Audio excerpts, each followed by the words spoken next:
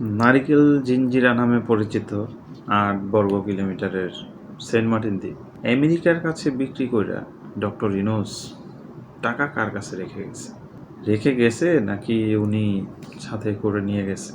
না মানে আপনাদের মনে আছে কিনা ১৭ বছর বর্ষিয়াল নেত্রী আমাদের আপা, উনি কিন্তু বারবার বলছেন ক্ষমতাচ্যুত হওয়ার আগে এই এক সেন্ট মার্টিন দিতে পারলে উনি আরো কয়েক বছর ক্ষমতায় থাকতে পারতেন। উনি দিবেন না, তাই মেটিকুলাস ডিজাইন কইরা এই আন্দোলন করা হয়েছে।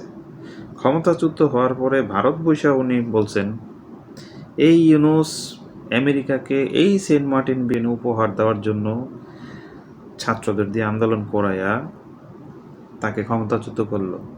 তারপরে সেন্ট মার্টিনের মধ্যে বাহিরের পর্যটক বন্ধ করলো, রাত্রি যাপন নিষেধ ছিল। কিছু সংখ্যক পর্যটক শর্ত সাপেক্ষে এই বছর সেন্ট মার্টিনে, তাও আবার ট্রাভেল পাস ইস্যু করে নিয়ে গেছে।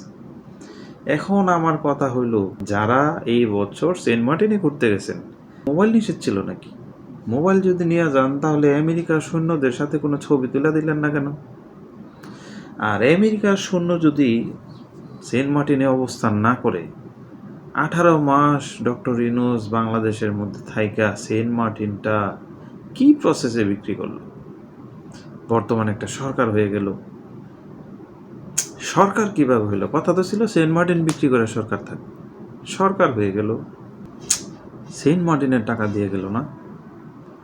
সেন্ট মার্টিন কবে নিব? আরে এই চিন্তায় তো আমার রাত্রে এখন ঘুম হবে না।